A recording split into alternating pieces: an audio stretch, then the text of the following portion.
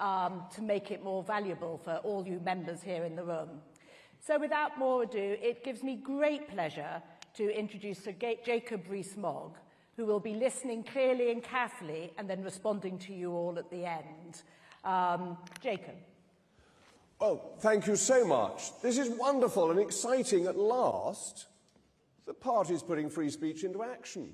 And you, ladies and gentlemen, you, the real heroes of conservatism, you're the ones who are here. You're the ones who, after an election that did not go entirely according to plan, have come through the rain and the storms to get to Birmingham, to back our party, to remain with the party. Thank you so much. And for the first time in decades, thanks to the great Richard Fuller, the chairman of the party, we're going to have free speech for Conservatives. Thank heavens for that. Now, without more ado, can we have Colin Towell moving fast, Jane Kendrick from the East Midlands, Peter Marin, from Erith and Thamesreed, and Louis Williams. Could you please come and queue up down here so that we can move you fast onto the stage to get as many of you done as possible? So, can Colin Towell please come, and 3 minutes or less, if I can encourage you. Off you go. Thank you. I wanted to talk to you today about someone you've never heard of. Dietrich Bonhoeffer was a Lutheran pastor in 1940s Germany who sought to understand how his once great country had gone so mad. In so doing, he created a theory of stupidity, which states that stupidity is a social contagion and is more dangerous than evil because it cannot be confronted and defeated as evil can.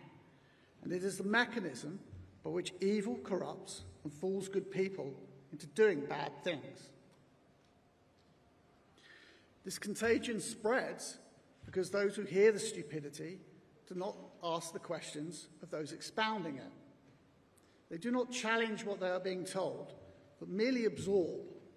Often, this is because they are too scared, because stupidity requires you to be scared, because freedom of speech is the enemy of stupidity and the way in which we defeat it. Without the ability to question the dogma spreads and becomes the norm. Good people conform to it because they do not want to say the wrong thing or be seen to hold the wrong ideas. This is why some people call us Tory scum, because they do not want us to put our head above the parapet and challenge their views. This is why you might be called far-right or racist for voting for Brexit or expressing concern over immigration, or transphobic for believing physical sex is real and immutable. This is why terms such as Islamophobia were created. It's the purpose behind cancel culture, and the latest one that I heard, which is that the freedom of speech is not the freedom from consequence used to justify all of the above. I find this one particularly insidious, not least because it is based in truth. But what it does is to ignore, however, the fact that not all consequence is justifiable. The consequence for Bonhoeffer of exercising his right to freedom of speech was to be hung in a German prison in April of 1945. Don't know why that makes me cry. We must defend freedom of speech by holding this government to account over the Higher Education Freedom of Speech Bill and its unlawful action in ignoring it.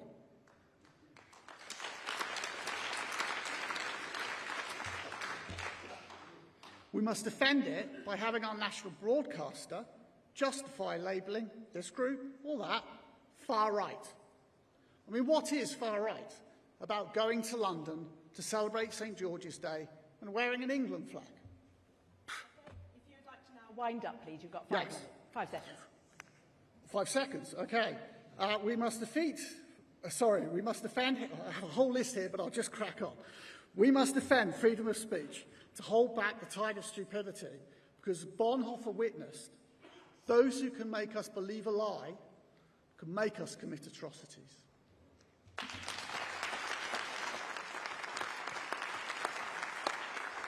Now, Jane, if you'd like to come on.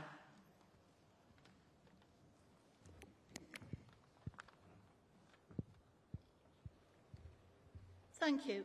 I'm just going to start by giving you 3 random facts about myself. I used to be a biology teacher. I've been banned from the Facebook page of my former union. And I'm a big fan of the comedy show Father Ted. So what links these 3 things? Because I was a biology teacher, I know what a woman is. I know that women have 2 X chromosomes. In some quarters, it might be regarded as the wrong thing to say. On my union Facebook page, they advertised Drag Queen Bingo as a social event for newly qualified teachers. In the end, it was cancelled because not enough people were interested. That says a lot, doesn't it? But when it was cancelled, I wrote a comment, "Good, this is demeaning to women." For that comment, I was banned from that Facebook page for a month. Now, I'm a retired teacher, so it didn't make a lot of difference to me. Imagine if I'd still been working. Those people who banned me from that Facebook page could have gone to my employer and said all sorts of things about me. My career could have been over. And this has happened to many people.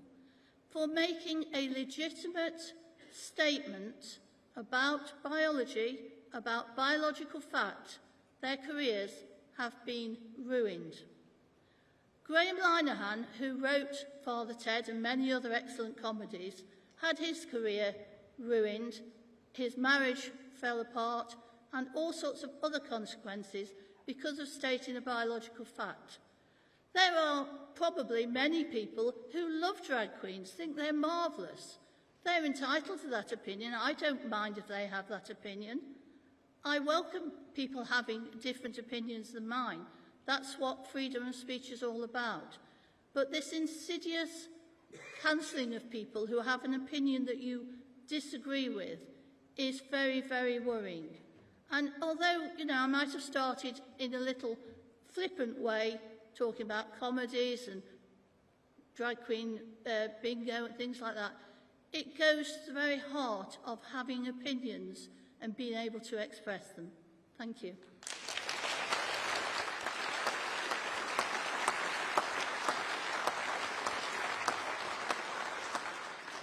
So, Peter Marin.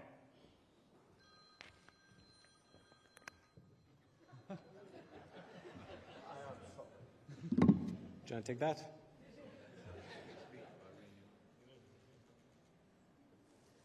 Peter, if you'd now like to go. Excellent. I'm going to keep it brief. I otherwise would be preaching to the converted. What a worthy debate to have about this topic. It's particularly pertinent to talk about it today, but it's also interesting to reflect a second on why this topic feels so at home inside of the Conservative Party. Why not with the Liberals or why not with Labour? It's because really and uniquely, freedom of speech is embedded in the DNA of this country. It arguably has been the fuel of some of the most prosperous periods in the history of Britain. And it's important to defend it. Why? Freedom of expression is always fragile. It's fragile because it's very easy to convince ourselves that we're right and our cause is the right one to justify censorship. But really what we perhaps need to do is perhaps build the resilience of each other. Perhaps we need to encourage more healthy disagreement. And that is the tried and tested way to wrestle ourselves towards truth and towards a better future for all of us. Now, I'm going to end with one question to reflect on. Aristotle talks about the golden mean. It's this wonderful place where virtue dwells between deficiency and excess. I like us to think, and I like the panelists to think as well, where do we think this place is for the Conservative Party today? And also critically think, how does this differ from the other party's ideal position? Now, I might disagree with all of you on where that stands. I might disagree with you on where we position ourselves on the spectrum, but I think all of us agree that we're willing to do what it takes to defend our right to disagree. Thank you.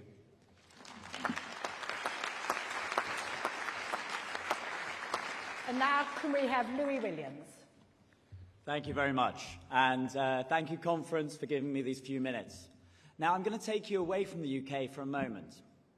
I'm Louis. I have a company in Colombia and Spain, and I have a lot of Venezuelan staff. Free speech is not just some hypothetical. I was talking to one of my Venezuelan colleagues just the other day, and she talked her fear of sending a WhatsApp message to her friends. Why? Because Cuban, Nicaraguan, Russian, and Venezuelan Secret Service agents are entering into homes, inspecting people's phones on checkpoints to see what they have said, whether they disagree with the thought police of a government. Now, imagine that fear for one moment. Imagine the isolation. Now, you may think, look, it's a tin pot dictatorship in another country. It's away from home. But conference, the road to hell is paved with good intentions. In the online safety bill that we passed, we left a little crack, granting Ofcom the need for an accredited form of inspecting for child abuse, potential hateful and illegal material. What does this mean? We have given a potential weapon to break encryption. If this was to come to pass and we were to see a development of governments that we do not like today, a government with not Starmer's chaotic leftism, not Liberal Democrat confusion, not even moments of Tory, we don't exactly know what we're doing at times. If we have the threat of a government who starts to push the regulation of what can be said, where can that potentially end? We heard from a colleague talking about a Facebook group where she left a comment, the fear of losing her job. I don't know if you know, but the UK government does not record or break down what part of public order offences and hate crime is hate speech. Over the last 10 years, the number of hate speech recorded offences has tripled. Have a moment to let that sink in. Half of those are for public order, 51% to be precise. Now, many of those may be incredibly indesirable, but should they be banned from being stated? Should we be banning basic speech? Free speech is not about what we all agree with in this House, what things we feel comfortable with. Free speech is about us defending the ability for people to do things we hate, say things we here hate. 2 minutes, I'm done. 5 seconds, I promise. Okay. Think when somebody insults the flag. Think when somebody shouts down an anthem. Think when somebody disparages the values you fundamentally hold. Defend their right to say it. Because once we let that canary die in the coal mine, our very freedoms are threatened. Free speech is absolute. It is not something for what we just agree. Thank you very much, conference, and thank you for your time.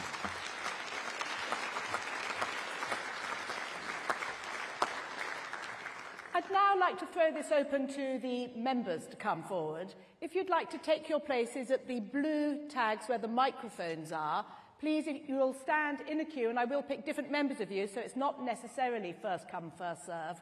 We have 1, 2, 3, 4. Jacob, while people are getting themselves organised, if you'd like to give us an idea of what your take so far is. Well, it's just so important, isn't it, that we hear already that freedom of speech has consequences. We hear what happens to biology teachers who tell the truth, that they get excluded not by the power of the state, but by a culture that doesn't like freedom of speech. We hear from Peter that freedom and prosperity go together and that it's always fragile. And that's something we must remember. And from Louis, that fundamental point, that difficult point, that point that we all find a stumbling block, we must allow people to say things we don't like. Shocking though that is, it's fundamental to freedom of speech.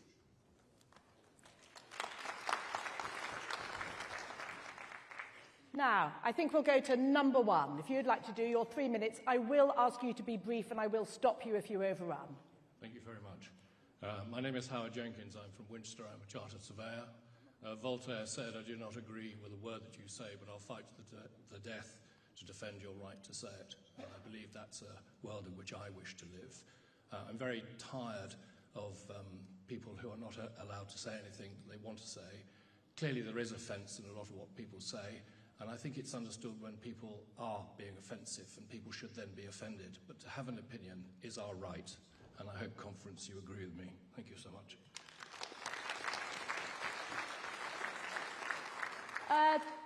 In the line, number 4, the gentleman standing in the check shirt. Angus Allen, Colchester constituency. I identify as a Conservative. Many years ago, I was chairman of Bristol University Conservatives, and we had to fight very hard against what was then the no platforming ethos. We had speakers like Ray Honeyford come down, and they were forced to take police protection to be able to speak at a university.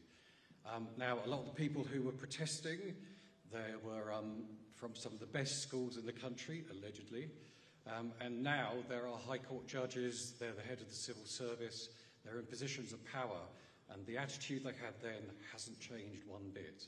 So it's very depressing that 35 years later, we're having to refight the same fight, that people, whatever their opinion is, should be allowed to say it without fear or favour. Thank you. We're now going to number 2, down here in the front. Okay, well, my name is David George Caravan. I'm from Milton Keynes Central, and when it's about freedom of speech, lots of people say, obviously, when it's about losing a job, but I think it's also beyond that. It's also like, who are you that you're saying this? It also depends sometimes even on your race, sometimes your gender, what you meant to say. Because if you're going to say something more sensitive and you're a certain race or gender, you're going to be much more penalized than someone which is the other way around. Let's say you're going to be a white person talking about race, and obviously you may have some good points. Given you say some sensitive subject, you're much more likely to get cancelled than someone who, let's say, it may be from a different race or color. And so applies to gender and so much more. And this is also something that is unacceptable and has to be changed, these double standards in freedom of speech. Thank you very much. And now number 3, who's been waiting in the corner. Say your name clearly. Thank you. Ray Burston from Hales-Owen. A few miles from here, in the suburb of Birmingham, is an abortion clinic which gained a certain notoriety over the last few years because Birmingham City Council passed a public space protection order, or rather used a public space protection order, to outlaw, amongst other things, silent prayer. Now, whatever your opinions of the rights and wrongs of abortion, I'm sure all of us in this hall would agree that we've reached a pretty dangerous point when even what people are thinking or praying in their hearts is considered illegal. So my question to Jacob is, when Labour and Liberal Democrat councils were misusing this law to outlaw silent prayer or even silent protest, why did the government not say to them, no, you will not do this, this is not what public space protection orders are intended for? Thank you.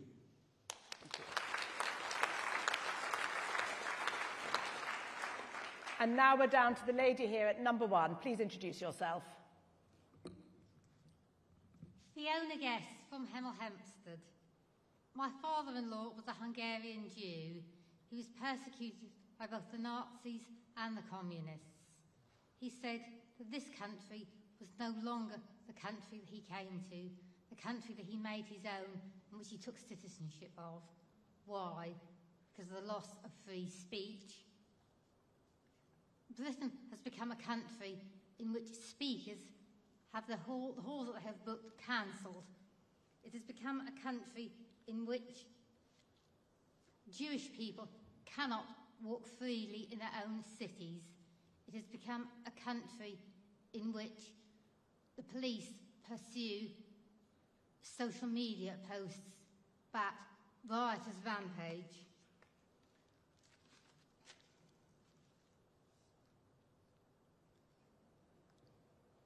All this is unnecessary as well as being wrong. Harassment was already illegal. So was inciting violence. So were threatening behaviour and behaviour likely to cause a breach of the peace. I urge the next Conservative government to ditch this concept of hate speech and enforce the existing laws.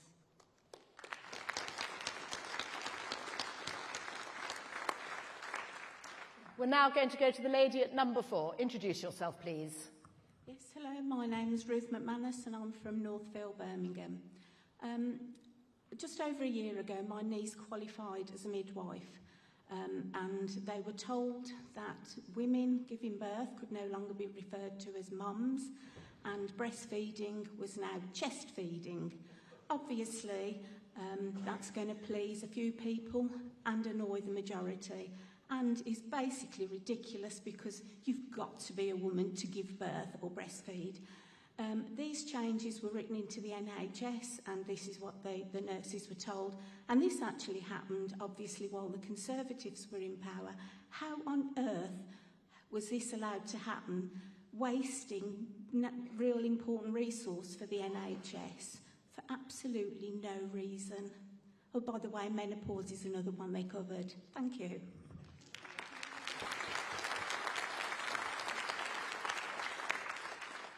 And now, down at the front, number 2, please. Thank you. Hello, I'm Zachary Gallagher from the Conservative Association of the City of Leicester. I have a very good friend with whom I will often be found in front of the television set of a weekday evening in Leicester. And the subject of freedom of speech invariably comes up, coincidentally, when we are sitting watching the contributions of Mr. Rees-Mogg as he's warming me up for Patrick Christie's. And my friend contends quite strongly that we don't have freedom of speech in this country, we have freedom of expression. But she's never quite persuaded me as to what the difference is, and I've often pondered, does it mean there are certain things that one cannot say, but one can maybe act out in the manner of the popular parlour game charades, such that one can express them but not say them? And often my imagination has wandered further. If we continue that debate up the M1 towards Scotland, and we cross the border into Scotland, are there certain things that we might say in that vehicle that become illegal in Scotland that would not have been illegal in England, given the difference in law there? If I'd like to respectfully ask Mr. Rees-Mogg in his contribution to reflect and comment on the legal position as regards, do we have freedom of speech in the United Kingdom? Do we have freedom of expression? And are the two interpreted differently within different parts of the United Kingdom? Thank you.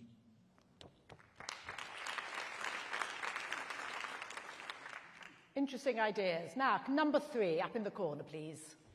Clive Scowen, Harrow West. I want to raise the specific issue of religious freedom, something that's been the cornerstone of our democracy for certainly a good 200 years, something which has led to, or had led to, an incredibly tolerant country where people could hold a variety of different faiths with mutual respect and with very little difficulty. But now, that freedom to not only to believe, but to act on your beliefs, to, as one of the previous speakers said, even praying is now apparently illegal in certain places, but a freedom also to proclaim what you believe is now very much circumscribed. Time and again, Christian preachers are arrested for saying something unpopular. The same thing, I don't doubt, happens to preachers from other faiths as well. It is in the very nature of religious belief that not everybody's going to agree, and some people are going to be offended. But we must not concede the idea that there is a right not to be offended. There is a right to speak what one believes to be the truth, and others can accept it or not. But we seem to have sleepwalked, it seems to me, almost, into a position where it's really only the popular and the inoffensive which is allowed to be stated in public. Now, I don't know about you, but I would regard any religious faith which was utterly inoffensive as probably not worth very much. Faith whether it's in Christ, whether it's faith in Islam or Hinduism, carries with it lots of ideas that others don't like. But we have to be free to express them if we are to remain or to become again a truly tolerant country where men and women of whatever belief, or indeed of no faith and who want to proclaim atheism, are free to do so without fear, and particularly without fear of being arrested. And I do ask that in the thinking about the programme for a future Conservative government, which I trust will be sooner rather than later, that these matters are given full attention. And now can we have number one? Introduce yourself, please. Hello, conference. My name is Tommy Sebastian, a member from Chelmsford branch. I'm just reflecting, we need a fine line between freedom of speech and human right. And we have many examples. The high-profile case, how many years we struggled to expel somebody. I don't know whether I can mention the name, I'm not scared. And Chowdhury. And the previous speaker said, religion is part of a multicultural society. So where is the fine line? We can say, enough is enough. This is not British value. How much money, public money, we spent to run the case against that person, including the previous Home Minister and previous Prime Minister. So conference must think the fine line, while we respect, we are a tolerant country, but we must say enough is enough. Thank you. You're doing really well for time. I'm glad we can get through so many people. Now, can we have number four, the lady at number four? Jill from London. This is a question about the role of the police in allowing people to have free speech. I went to a political meeting, well, it was actually in a restaurant, and a very senior member of the Conservative Party was attempting to speak to people, 40, 50 people in a restaurant. However, we couldn't hear because the people outside who were being presumably controlled by the police were exercising their right to freedom of speech, and they wanted to let us know what their views were to freeing Palestine. Actually, the meeting was nothing to do with that whatsoever, but unfortunately, we couldn't hear the speaker. Thank you. Now, can we go down to number two here? Thank you. My name is Edward Howard. I'm from the Hartford and Stortford branch. The great American writer H.L. Mencken once said, "The trouble about fighting for human freedom is that you have to spend much of your life defending scoundrels." That's the more mild term, admittedly. For oppressive laws are always aimed at them originally, and oppression must be stopped in the beginning if it is to be stopped at all. And my attitude in regards to this with freedom of speech is that there have been several high-profile cases over the last year or so which show that protecting freedom of speech must start with even like very fringe actors we may not like, and I certainly don't. So when you have people, for instance, like say Sam Melia, for instance, who's currently in prison for sickering, admittedly not a very particularly good individual, it must be said, but at the same time, you know, he should have his right to freedom of speech defended as well. Or someone like James Allchurch, a man currently in jail for 4 years as well for, admittedly, again, discussing things on the radio, but no, as far as I'm aware, incitement to violence, which would warrant that sort of thing. And the final thing I wanted to bring up was, admittedly, an American case, but involves a Briton, the great Peter Brimelow and his wife Lydia, Vida being strangled by, his organisation rather, being strangled by American lawfare, which, if we're not careful about, could come over here at some point, especially under a Starmer government. That's what I wanted to say. Thank you very much. Now can we have number three in the top right-hand corner? Thank you. Jack Barr, I work in Honiton and Sidmouth. We lost that seat to the Lib Dems next time, but I know with the strong Conservative party platform in 5 years we can win it back, just like your own seat, I'm sure, Jacob. So, my family come from rural East Devon, and I know the importance of embedding yourself into the community. So when I came up to Birmingham for this conference, the first time I properly visited Birmingham, I said I needed to get into the community as well. So we went and watched a game with some friends at Birmingham City before the conference started. And on the bus journey over, I met a fascinating man. And he was talking to me about his life experience. He was asking what I did, and I said I studied politics at uni and I wanted to go and change the country for the better. He said, fat chance of doing that. He said, all politicians are corrupt. Do you know, this is a prevailing view that so many people have in politics today. Because we have a political establishment that has controlled the media and changed the minds of people to believe that we're never going to tackle the issues that real people want. And that starts with free speech.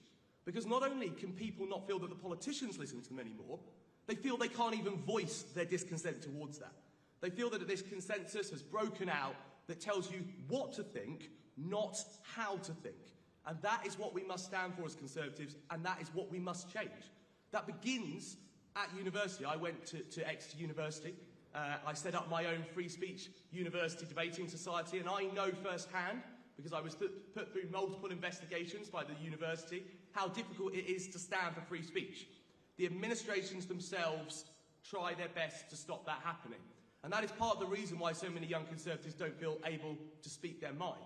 Somebody made a point in a previous speech that the process of protest has gone too far. I don't think it's protest when you're not trying to have your view, but you're trying to shut somebody else's view down. That's control. That's wrong. Members, we should never stand for stopping other people's free speech, even if we feel passionate about something. So we've got to oppose that. We've got to make sure that we are allowing these people to have these conversations. This man I met on the bus didn't think he was allowed a view because he thought he would be labelled far right. And we know why that is, because this new Labour government is labelling everything they don't agree with as far right. The overuse of these terms, we've heard them all, racist, misogynistic. These are important terms to call out inappropriate behaviour. And Rosie Duffield's been labelling some of those terms at Keir Starmer in the last couple of days, I see. But we all know that when these terms are overused, they are just used by the political left to silence voices they don't agree. So I say to members, if you know you're right, if you know you're standing for something you believe in, don't feel ashamed if you get labelled with things. I've been labelled everything under the sun. Embrace the fact that you're challenging that consensus, you're taking the fight forward, and you can be part of a free speech Conservative vision to change the world for good. Thank you.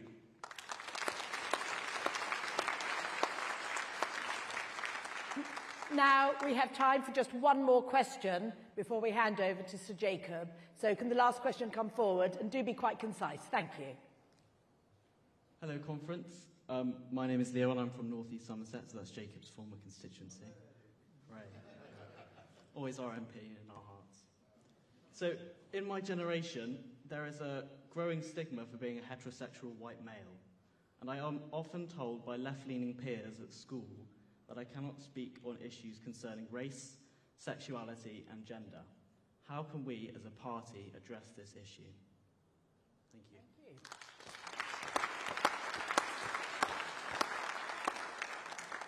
I'd like now to ask Jacob to have a roundup on all your ideas and to put some in himself. Please, Jacob.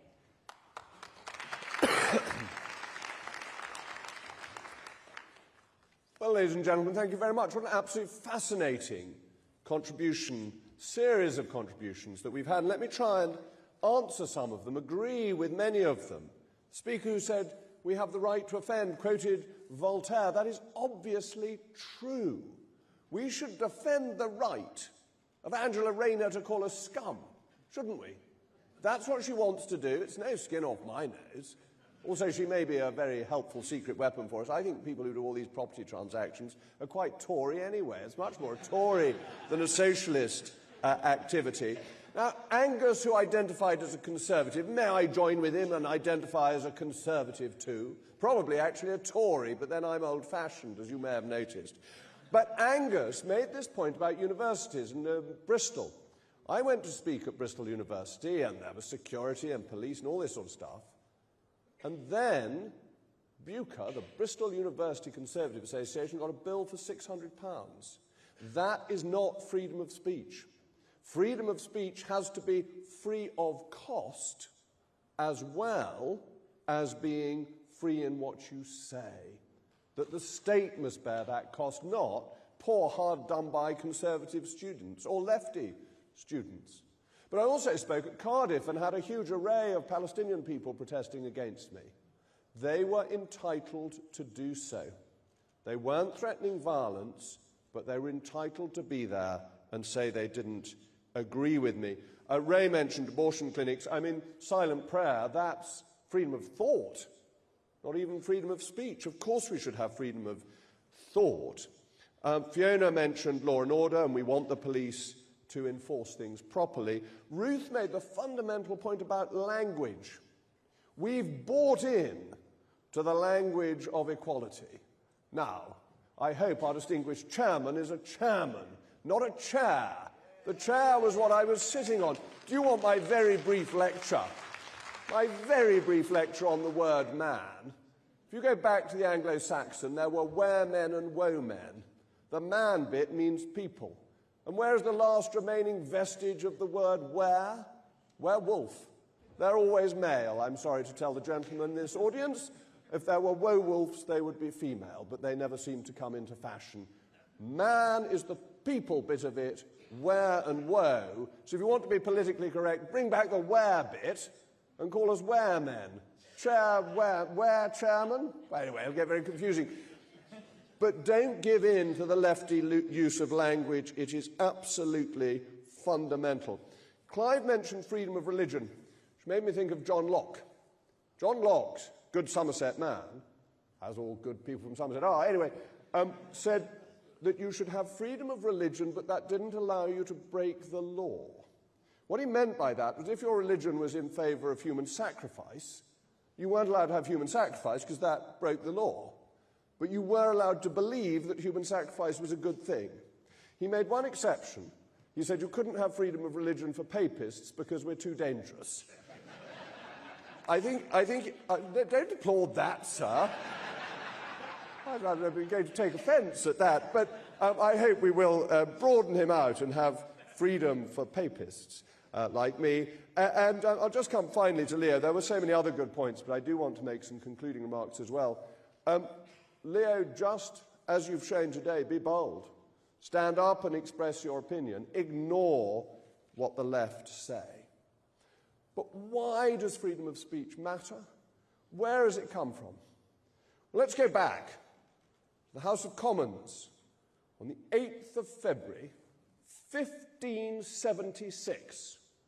Now, I don't know if many of you were there. I was lounging on the back benches, just keeping an eye on things, when Sir Peter Wentworth got up to speak. And Sir Peter Wentworth is important because he is the first example of the claim of free speech in Parliament. What did he say?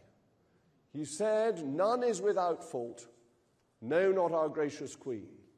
And so horrified were the assembled members of Parliament at that they voted to lock him up in the Tower of London.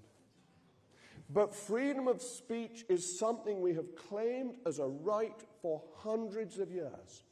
We formalise it in a parliamentary sense in 1689 in the Bill of Rights. There is absolute freedom of speech in Parliament, both the Lords and the Commons, and the courts cannot overrule it. And why is this important? Well, freedom of speech is at the heart of our Constitution. There are four great pillars of our Constitution, and what are they? They are freedom of speech, democracy, the rule of law, and rights of property. And if you take one of those pillars away, our Constitution collapses. How do you have democracy without freedom of speech? How do you run an election if we can't print leaflets saying that the other side are a bunch of rotters, or words to that effect? How do you print leaflets saying that the Lib Dems are good, honest people if you don't have freedom of speech? I mean, even with freedom of speech, that's pushing it, but nonetheless. Your democracy cannot take place without freedom of speech. You cannot have an effective election because all you get is the message approved by the government and churned out by the BBC. Wouldn't necessarily be very helpful to us. But why does the rule of law depend on freedom of speech? What do those two have in common? Well, again, the law must be in the open. And we've had increasing instances of private justice where scandals don't get revealed. And what if judges are corrupt? We certainly had corrupt judges in the 16th and 17th century. How did we expose that? Freedom of speech. That if you aren't able to say that the judge is taking a backhander, how do you make sure your judges are honest? Or how do you say that the judge has got it wrong? May I just quote my own father, who breaks a butterfly upon a wheel. That was using free speech to challenge an error by a judge. which the judges have never really liked. And indeed, historically, we had laws against it that made it very hard to criticise judges. So freedom of speech protects the rule of law. And what about rights of property? Well, with rights of property, what happens when a socialist government comes along and decides to use a compulsory purchase order, or dare I say a Tory government, because we weren't much better, to take your freeholding, your little bit of land, the house you've lived in and that your family has lived in for generations? You need to be able to say this is being done because they've got some interest in it, or this is being done and they haven't followed the law properly. Your rights of property depend upon your freedom of speech. And freedom of speech is under attack to the peril of our Constitution. Who has read recently about Mr. Fayed, the former late owner of Harrods? Why did you not read a word about him whilst he was still alive in this context? Because we have libel laws and increasing privacy laws that make it harder to reveal things. And yes, the Online Safety Bill has made it possible for Ofcom to have regulations that will curtail our freedom of speech. What happened when The Sun, that great newspaper that in the 80s and 90s exposed scandal after scandal, revealed the news about Hugh Edwards? The left came out and said it was shameful and he'd done nothing wrong, and they were ruining a good man. Freedom of speech is under attack. And what about that great spider at the centre of the funding of the Labour Party, my Lord Alley? What is the one thing he's spoken about in the House of Lords? Curtailing freedom of speech and controlling the press. What did that dreadful Leveson report try to do? I was one of 13 MPs who voted against it, 530 in favour. When the House of Commons is united, it is almost invariably wrong. Freedom of speech, oh, just look back over the history. Freedom of speech is under attack. You, ladies and gentlemen, you are the troops who are here to defend it. We are the Conservatives who will defend it. We will defend Angela calling us scum, but we will defend our Constitution. Because without freedom of speech, the other pillars collapse. There is no democracy, no rule of law, no rights of property. And the Labour Party hates freedom of speech because socialism is always exposed by truth. Fortunately, great is truth, and it will prevail.